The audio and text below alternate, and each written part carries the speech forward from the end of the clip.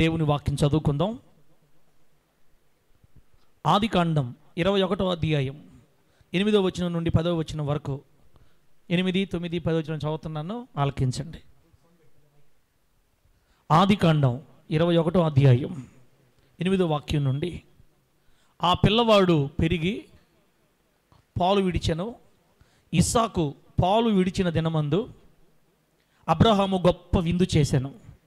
అప్పుడు అబ్రహామునకు ఐగుప్తీయురాలైన హాగరు కనిన కుమారుడు పరిహసించుట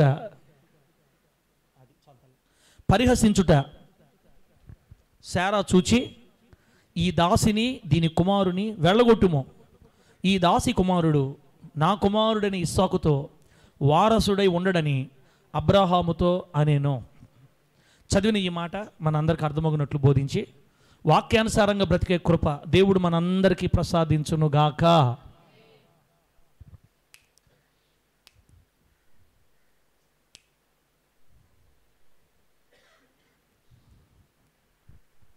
బిడ్డలారా, ఇటు భయపెడితే ఇంకే పిల్లలు వస్తారు చర్చికి, ఎవరు రారేనా? ఏం పర్వాలే. ఏమమ్మా మన రాళ్ళ ఒకదాని ఉండి మీ మమ్మీ ఇటుపోయింది, అదిగో దగ్గర పో, అమ్మ దగ్గర పో. రైట్ సార్, ఏంది ప్రతిసారి మాకు ఎవరో ఒకరిని చూపిస్తుంటావు కదా, ప్రతి వారం ఒక్కొక్కరిని చూపించి చెప్తుంటావు. ఈరోజు ఏంది, ఏం చెప్పకుండా వాక్యం చదివిచ్చేసావు, మార్చావా? మారవలేదు, ఆ లైన్లోనే ఉన్నాం. దేవుడు ఈరోజు ఇంకొక వ్యక్తిని చూపించబోతున్నాడు. ఆ వ్యక్తిలో ఉన్న కొన్ని విషయాలు తెలుసుకొని మంచివైతే నేర్చుకుందాం, చెడ్డవైతే వదిలేద్దాం. అర్థమైతే గట్టిగా హల్లెలూయా అని చెప్పండి. ఈరోజు మనం నేర్చుకోబోతున్న వ్యక్తి జీవితం, ఆ వ్యక్తి పేరేం పేరంటే ఇష్మాయేలు అనండి. ఏం పేరు? ఇష్మాయేలు. ఇష్మాయేలు అంటే అబ్రహాము గారి కుమారుడు. అబ్రహాము దాసి, శారా దాసి అయిన హాగరుకి అబ్రహాముకి పుట్టిన కుమారుడు. వివరంగా చెప్పాలంటే మనకు టైం చాలదు, మీకు అవసరమైన 4 మాటలు చెప్పి ముగించేసుకుందాం.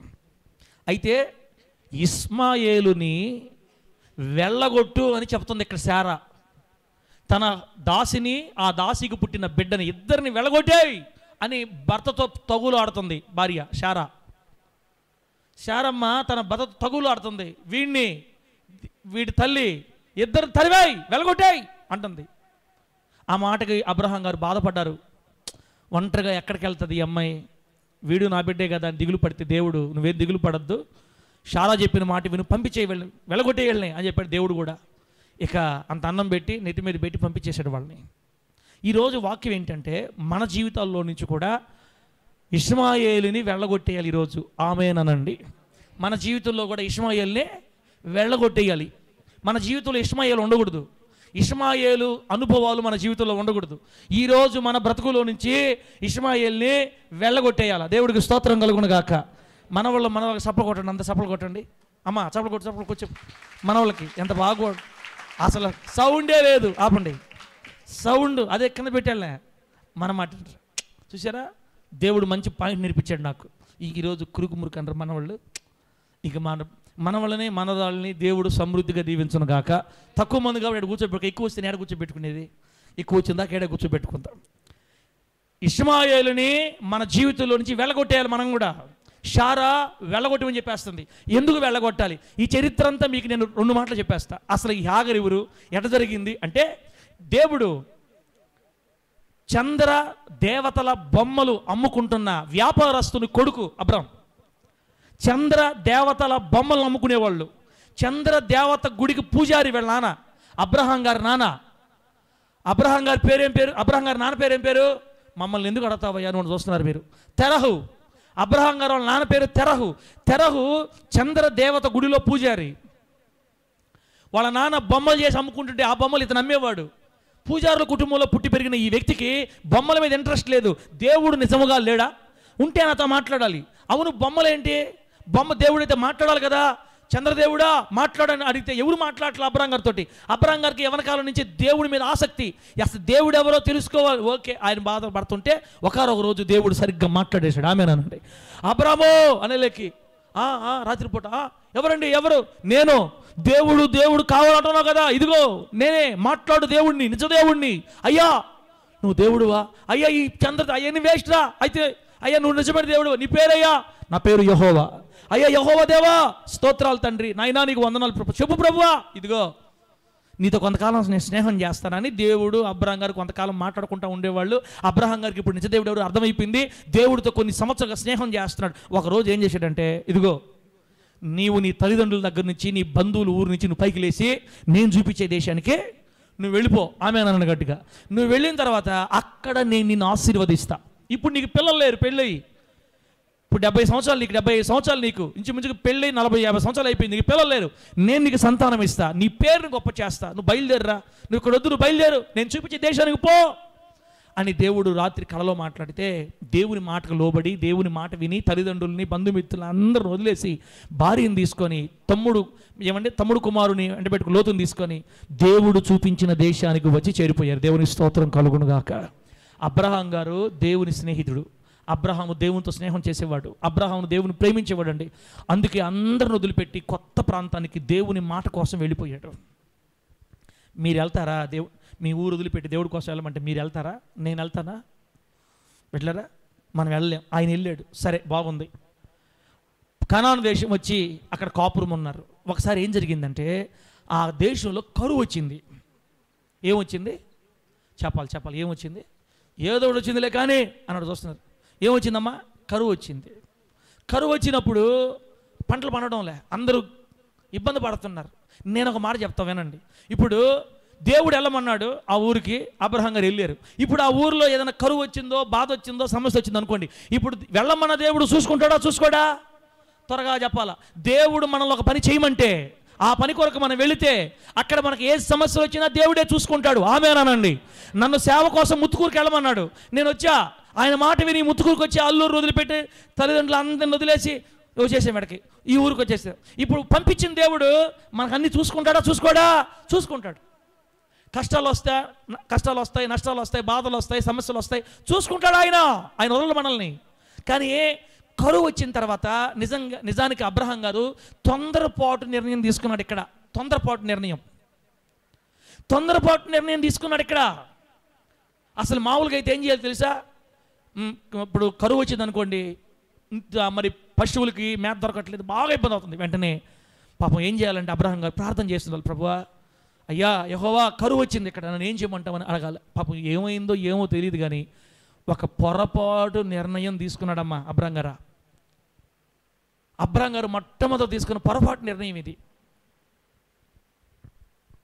ఇప్పుడు ఋతుకాలంలో బెత్లెహేములో కరువు వచ్చిందని నయోమి పిల్లలు భర్త అందరూ కలిసి మోయాబుకు పోయారు. అక్కడ కూడా ప్రార్థన చేసి ఆగాల్సింది. దేవుడు మనల్ని ఎక్కడ ఉండమంటే అక్కడే ఉండాలా. ఆమె చెప్పండి గట్టిగా. ఆ ఊరిలో పనులు ఉన్నాయి, ఈ ఊరిలో పనులు ఉన్నాయి, హైదరాబాద్లో పనులు ఉన్నాయి, హైదరాబాద్కు పోయావనుకో యేసయ్యను బాగొట్టేసుకుంటావు. ఏ ఊరిలో కరువు వచ్చినా నువ్వు వాడు ఉండు, ప్రభు కరువు తీసేస్తాడు త్వరలో. అట్టకాదు, కొంతమంది వెళ్ళిపోతూ ఉంటారు. ఈయన పాపం ప్రార్థన చేయాల్సింది, ప్రభువుని అడగాల్సింది. త్వరపడి ఏం చేశాడంటే ఆ కరువు దెబ్బకు తట్టుకోలేక దేవుణ్ణి అడగకుండా, దేవుడు ఉండమన్న చోటేమో కానాను, దేవుడు ఎప్పుడు చెప్పాలా నువ్వు ఐగుప్తు బొమ్మని, ఈ కరువు తట్టుకోలేక ఐగుప్తుకి వెళ్ళి కొన్ని రోజులు ఉండి వద్దామని కరువు తాళలేక దేవుణ్ణి అడగకుండా త్వరపడి అందరు తీసుకొని ఐగుప్తులోకి వెళ్ళిపోయి అక్కడ గుడారం వేసుకున్నాడు. అర్థమైతే హల్లెలూయా అని చెప్పండి. దేవుడు కానానికి వెళ్ళమన్నాడా? ఐగుప్తుకి వెళ్ళమన్నాడు? త్వరగా చెప్పాలా. కానాను దేశానికి వెళ్ళమన్నాడా? ఐగుప్తుకి వెళ్ళమన్నాడా? కానానికి వెళ్ళమన్నాడు. కానాన్లోనే ఉండాలి ఎంత కరువైనా. దేవుడిని అడిగి దేవుడి ద్వారా మేలులు పొందుకోవాలి. కరువులో ఏలియా గారిని దేవుడు పోషించలేదా? మీరు ఎడ చూస్తున్నారంటే ఏలియా ఎవరు, ఆయన ఎవరు, మళ్ళా కరువేంది మాకు ఆయన తెలియదు, ఆయన ఎవరా మాకు తెలియదు అన్నాడు. చూస్తా, ఏలియా తెలీదా? అమ్మా అయ్యా, కరువులో ఏలియా గారిని ఎట్లా పోషించాడు దేవుడు? ఏలియా గారికి ఆహారం ఎవరు తీసుకొని వచ్చారు చెప్పండి?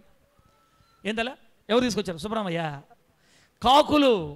కాకుల చేత దేవుడు రొట్టెని మాంసాన్ని ఉదయాన సాయంత్రాన్ని పంపించాడు. ఒక్కసారి యేసయ్య గట్టిగా చప్పట్లు కొడతా స్తోత్రాలు చెప్పండి. చప్పట్లు కొడతా స్తోత్రాలు చెప్పు. నీ నోట్లో యేసు రక్తం పోయా స్తోత్రం స్తోత్రం స్తోత్రం హల్లెలూయా. కొట్టు ఆమేన్. ఆపేయ్, బ్రేకేసి కట్టక్కన. ఇదిగో కరువులో సైతం కాకుల చేత రొట్టెని మాంసాన్ని పంపించగల రోషం గల దేవుడు మన దేవుడు. కానీ ఈ సంగతి పాప అబ్రహాం గారికి తెలియక దేవుడు ఏ విధం చేత నా కృప చూపుతాడని కొంచెం తొందరపడి ఎక్కడికి వెళ్ళిపోయాడు, పక్కనే ఉన్న ఐగుప్తులోకి వెళ్ళి గుడారం వేసుకున్నాడు. ఆ ఐగుప్తు రాజుకి చెవులు ఎవరో ఊదేశారు, అయ్యా రాజా, మన ఊరికి కొత్తగా వచ్చారండి, ఆ ఊరి చివర గుడిసెలు వేసుకొని గుడారాలు వేసుకొని పశువులు మేపుకుంటా కొత్తగా వచ్చారండి, వాళ్ళు ఎవరు హెబ్రీలు అంట. అయ్యా, వాళ్ళల్లో ఒక అమ్మాయి ఉంది, నీకున్న భార్యలు ఏ పక్కకు రారు, అసలు సూపర్, అసలు మామూలు కాదు, అట్లాంటి ఆడపిల్ల మన దేశంలో లేదండి, సూపర్. ఇంకా మనం లోకపు మాటలు చెప్పాలి, సూపర్ ఫిగర్ వచ్చిందండి అసలు అని ఏదో చెప్పేసారు. ఏందిరా రే, నా భార్యలు కూడా అంత సెట్ కదా, అంత బాగుందా? అవునండి. ఇక నేరుగా చేశారు అంతే, వచ్చి ఏ బాబు అమ్మాయిని పిలవండి. అమ్మాయిని పిలిచి, అమ్మాయి అంట అప్పటికే పెళ్ళి అయిపోయి, ఈయన 75 అంటే ఆమెకు 60 సంవత్సరాల వయసులో కూడా ఆ అమ్మాయిలాగే ఉంది. ఆడపిల్లకాయలు అందంగా ఉంటే కష్టాలు ఇయే, నల్లగా ఉండే వాళ్ళకి బాధలే లేవు, అలాంటి వాళ్ళకి. ఆమె అన్నారండి గట్టిగా, హల్లెలూయా చెప్పండి. మీ పొళ్ళు కానీ తొందర రాలిపోతే దిగులే లేదు, ఇంకా ఎండుగులు పైకి లేచిపోతే దిగులే లేదు. కానీ మీరు అందంగా ఉండాలని ఏవో పోస్తున్నారు, మీ ఇష్టం, కష్టాలు వస్తాయి మీకు, నా లాంటి వాళ్ళకి ఏ బాధలు లేవు. రైట్, సరే. ఆ అమ్మాయిని వెళ్ళట పిలిచారండి, ఆ అమ్మాయిని పిలిచారు. ఏమా, అతను ఎవరు? కొత్త పెద్దగా కనపడతాయి. అతను ఎవరు? అతనండి మా అన్నండి అని చెప్పింది ఆమె. భర్తనే అన్న అనింది. ఆయన పిలిచారు, ఏ బాబు ఎట్రా పెద్ద ఎట్రా. ఈమెవరు? మా చెల్లెండి అన్నాడు ఆయన. ఎందుకో తెలుసా, ఐగుప్తీయులు ఒక అమ్మాయి అందంగా ఉంటే భర్తనైనా చంపేసి తీసుకెళ్ళిపోతారు అంతే. దుష్టులు భర్తను చంపేసి భార్యను తీసుకెళ్ళిపోతారు ఆ భయంతో. బిడ్డలారా, ఆ రోజుల్లో భూమి మీద జనాభా తక్కువ కాబట్టి దేవుడు క్రమాన్ని ఇంకా ఏర్పరచలా. చిన్నమ్మ పిల్లలను చేసుకోకూడదు, చెల్లెళ్ళని చేసుకోకూడదు అని దేవుడు చెప్పలా. ఆ రోజులు ఎట్లాంటి రోజులు అంటే, ఏమంటే చిన్నమ్మ కూతుర్ని అట్లా పెళ్లి చేసుకోవచ్చు. ఆ రోజుల్లో దేవుడు ఇంకా రూల్స్ స్థిరపరచలా. కాబట్టి ఒక వరుసలో చూస్తే అబ్రహాం గారికి చెల్లివే అవుతుంది, తల్లులు వేరు, తండ్రి ఒక్కడే. బిడ్డలారా, తండ్రి మొత్తం మీద చిన్నమ్మ పెదమ్మ ఆ వరుసలు అన్నమాట. వరుసకు చెల్లి అవుతుంది, తండ్రి వేరు. సరే, ఏదో ఒక బాధలే, చెల్లి వరుస అవుద్ది. మొత్తం మీద దేవుడు పెళ్లి చేసుకున్నాడు. ఇప్పుడు అన్న చెల్లి అని చెప్పారు. చెల్లిలా అన్న థ్యాంక్ యూ ఎక్కువ బండ్లకి అని చెప్పి తీసుకెళ్ళిపోయారు. బాగానండి. దేవుడు ఉండమన్న చోట కానీ ఉండుంటే, ఎవరు? దేవుడు ఉండమన్న చోట కానాన్ దేశంలో కరువైన కానీ ఉండుంటే అబ్రహాం గారికి ఇప్పుడు ఈ తెప్పలు వచ్చి ఉండే కదా. కరువు తెప్పించుకుందామని ఐగుప్తుకు వచ్చినందుకు భార్యను తీసుకెళ్ళిపోయి రాజు పెట్టేసుకున్నాడు. అంటే అని ఆడొస్తున్నాడు అబ్రహాం గారు. కన్నీళ్ళు ప్రార్థన చేశాడు, దేవుడు ఉపవాసం ఉండి, నా వల్ల కాదు ప్రభువా. మన దేవుడు ఎంత గొప్పవాడంటే, తెలుసో తెలియక అబ్రహాం చిన్న పొరపాటు చేసిన శారమ్మ మీద చెయ్యి పడని లేదు. ఆమె చెప్పండి, గట్టిగా చెప్పండి, హల్లెలూయా. శారమ్మ మీద చెయ్యి పడనిలా. ఎందుకంటే శారమ్మ గర్భంలో నుంచి యేసు ప్రభువారు రావాలి. ఆమె నన్ను గట్టిగా, పరిశుద్ధుడైన యేసయ్య రావాలంటే ఆ బిడ్డను దేవుడు జాగ్రత్త కాపాడుకోవాలి. అందుకే అబ్రహాం గారి కన్నీళ్ళు దేవుని చిత్తాన్ని బట్టి శారమ్మ మీద చెయ్యి బండికుండా దేవుడు ఆ కుటుంబస్తులను మొత్తి భయం కలుగు చేసి, చివరికి దేవుడే చెప్తున్నాడు, ఈ అమ్మాయి పెళ్ళయింది, అక్కడ నువ్వు చూసిన వాడు ఈ అమ్మాయి భర్త. దేవుడే చెప్పాడు, పిలిపించి, అయ్యా ఏం నువ్వు చేసిన పని, ఎందుకు అబద్ధాలు చెప్పావు? అయ్యా మాకు భయం వేసింది, మీరు దుష్టులు, అయ్యా చంపేస్తారని. రైట్రా తీసుకొని భార్యను తీసుకొని, నేనేం చేయను అయినా, నేను మంచిగా చేశాను, కొద్దిగా నీ భార్యను తీసుకో అని. ఆ చేసిన పాపానికి తప్పుకి ఆ రాజు, ఐగుప్తు రాజు కొన్ని బహుమానాలు ఇచ్చాడు. ఎవరికి? అబ్రహాం గారికి. చేసిన తప్పుకి పరిహారం కొన్ని బహుమానాలు ఇచ్చాడు. వెండి, బంగారం, గొర్రెలు, ఒంటెలు కొన్ని కానుకిచ్చాడు. దేవుడు కొట్టిన దెబ్బ అట్లా ఉంది. దేవుడు కొట్టిన దెబ్బ, నా బిడ్డ ఏమన్నా అన్నావంటే దెబ్బ గడగడ ఒడిగిపోయి, దేవుని మాటల వల్ల, దేవుని భయం వల్ల అనేక బహుమానాలు, గిఫ్ట్లు, ఆస్తి ఇచ్చే ఇస్తా పనివారిని, పనికత్తెలను కూడా ఇచ్చాడు. చెప్పాలా, దాసుల్ని, దాసీలను కూడా ఇచ్చాడు ఆయనకి, అబ్రహాం గారికి. ఆ ఇచ్చిన దాసీలలో వచ్చింది ఇప్పుడు మనం మాట్లాడుకుంటున్న హాగరు అనే స్త్రీ. ఐగుప్తులో ఇదంతా చూడండి, కరువులో ఉంటే ఏడవని ఉంటే ఏ బాధ ఉండేది కాదు. ఆడకు పోవటం ఎందుకు, భార్యని ఆడ బిరుకోపోవటం ఎందుకు. ఆ తర్వాత మళ్ళా ఏమంటే ఆ ప్రైజులు, గిఫ్ట్లో ఇది వచ్చేసింది మనిషి. ఈ మనిషి కాస్త బాగా హుషారుగా బాగా పనిచేస్తుండేసరికి శారా దగ్గర పెట్టుకుందామని, శారమ్మ దగ్గర పెట్టుకుంది, బాగా పనిచేస్తుంది. ఆ ఇంట్లో ఒక పెద్ద దాసిగా మారిపోయింది. బాగుంది అంతదాకా. తర్వాత కొన్ని రోజులకి శారమ్మకి అర్థమైపోయింది, నా పిల్లలు పుట్టట్లేదు. దేవుడేమో మనకు వాగ్దానం చేశాడు, 2 సార్లు వాగ్దానం చేశాడు, పిల్లల్ని ఇస్తానని 2 సార్లు వాగ్దానం చేశాడు. బిడ్డలారా, 2 సార్లు వాగ్దానం చేశాడు. 12:2 ఆదికాండం 12:2 నీకు పిల్లల్ని ఇస్తానన్నాడు. 15:5 నీ సంతానాన్ని ఇసుక రేణుల వల్ల విస్తరింపజేస్తానని 2 సార్లు వాగ్దానం ఇచ్చాడు దేవుడు. ఇంకా లేట్ అయిపోతుంది.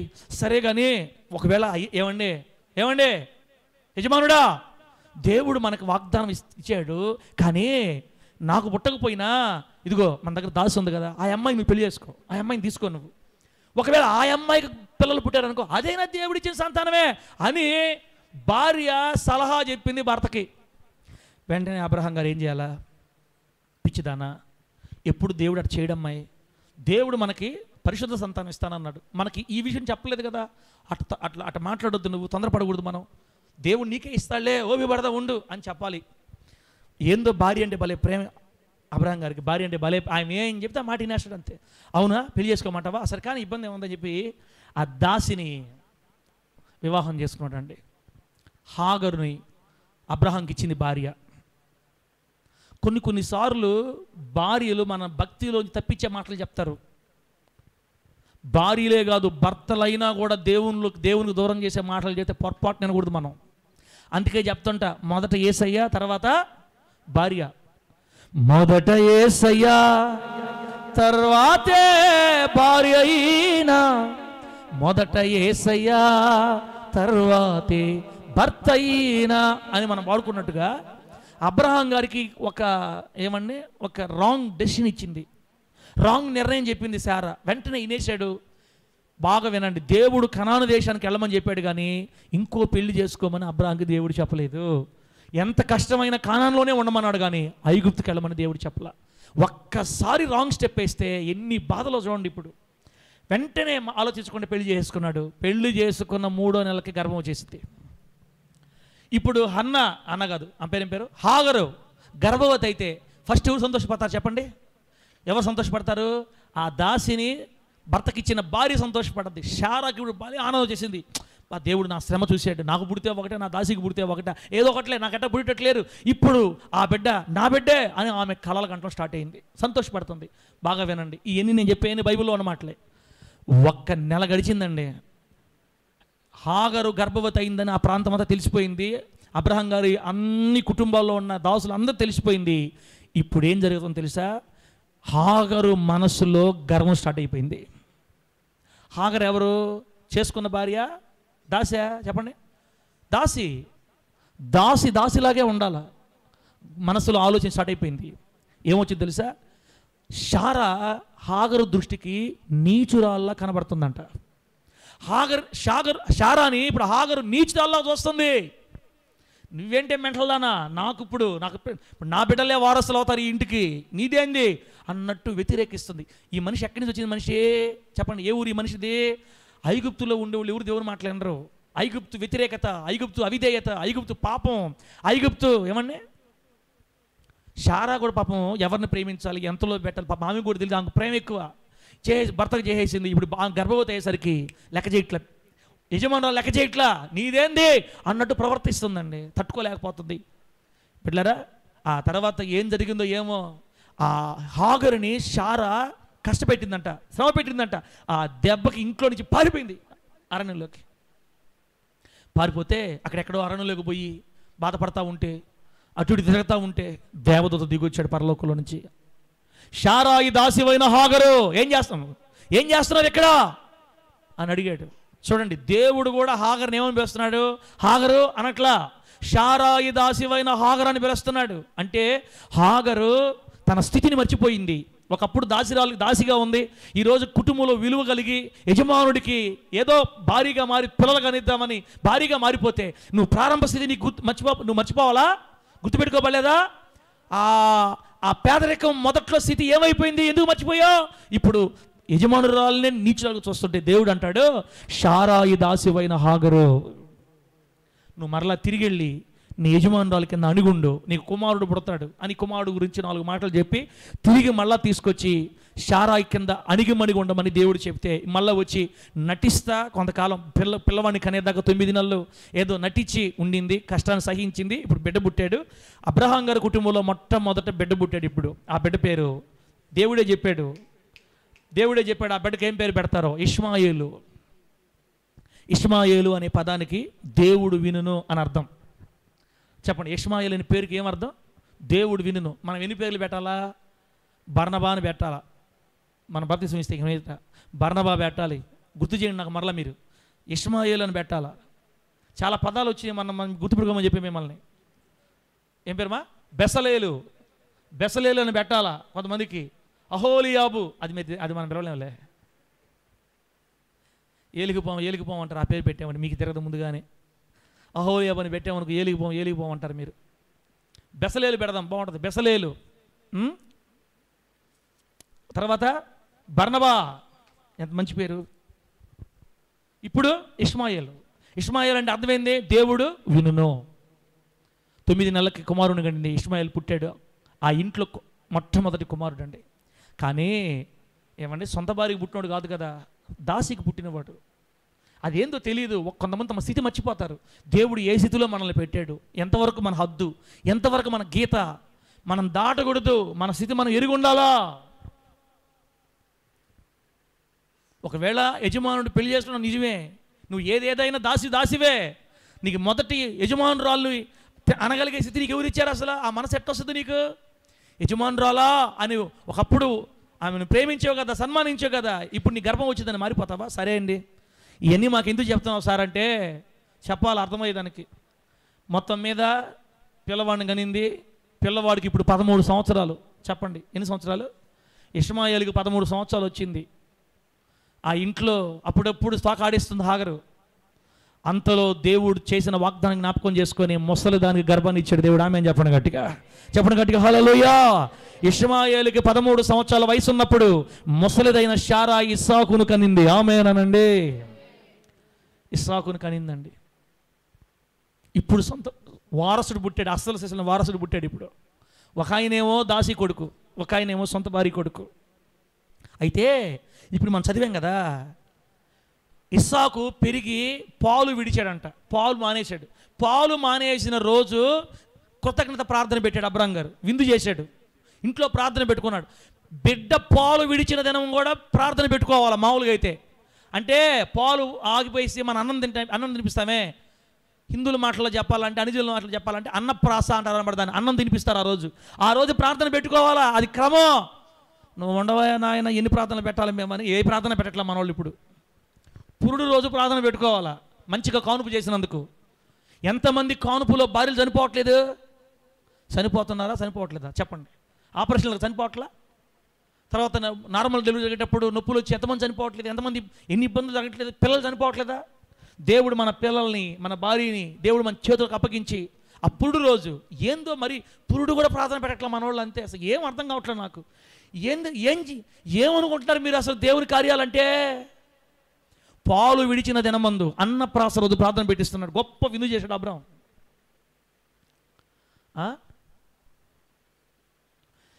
గమ్ముని మే తల్లి 5,000 వద్దా డబ్బులు ఏదో దాని పనికి వస్తాయి. ప్రార్థనకి ఏదం లేదా? సార్ని పిలిపిస్తారు, ప్రార్థన మీరు 2 మాటలు ప్రార్థన చేస్తాడు. సార్ ఒక టీ ఇచ్చేద్దాం, టీ తగ్గిస్తే 100 రూపాయలు పెట్టు, ఆమేన్ అంతవరకు. అంతే తక్కువలో 200 లైఫ్ అది ప్రార్థన.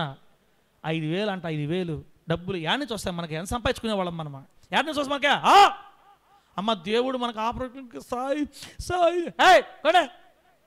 సార్ చెప్తున్నాడు. సార్ మాట్లాడుతుంటావు నువ్వు. ఒకటి దాటిన ఏ వాక్యాలు చెప్తున్నావు సార్ మనకు 1 గంట అయిపోతే ఇంకా. బిడ్డా, దేవుడు గర్భఫలం ఇచ్చిన 3వ నెల నువ్వు సాక్షి నువ్వు ప్రార్థన పెట్టుకోవాలా. ఆమె నన్ను గర్భం కన్ఫర్మ్ అయింది, దేవుడు నాకు గర్భాన్ని ఇచ్చాడు అన్నప్పుడు నువ్వు ప్రార్థన పెట్టుకోవాలా. తర్వాత ఏంటంటే డెలివరీ అయినా పురుడు రోజు నువ్వు ప్రార్థన పెట్టించాలా. బిడ్డ పాలు మాని అన్నంలోకి వచ్చినప్పుడు ప్రార్థన పెట్టించాలా. ఇవి కృతజ్ఞతలు అంటారు, దేవునికి కృతజ్ఞతలు అంటారు. నా బిడ్డ ఆహారాన్ని, దేవా పాలు మాని ఆహారం మీదకి వచ్చాడు, నా బిడ్డ ఎదగతున్నాడు. ఇవన్నీ క్రమాలండి, క్రమాలు పెట్టుకోవాల్సిన క్రమాలు. కానీ ఈ రోజున ఇవన్నీ కనబడటం లేదు. సరే మీ ఇష్టం, దేవుడికి మీరు రేపు ఏం లెక్క చెప్పుకుంటారో.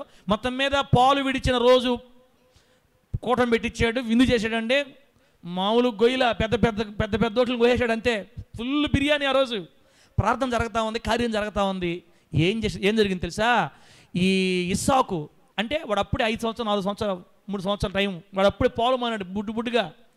ఈ ఇష్మాయేలు 13 సంవత్సరాలు అంటే ఎంత వయసు ఉంటుంది? 13 సంవత్సరాలు అంటే ఒరే అబ్రాంకి ఎంత వయసు అంతలే ప్రకాష్? 10? ప్రకాష్ కొడుకు కంటే 3 సంవత్సరాలు పెద్దవాడు ఇంకా.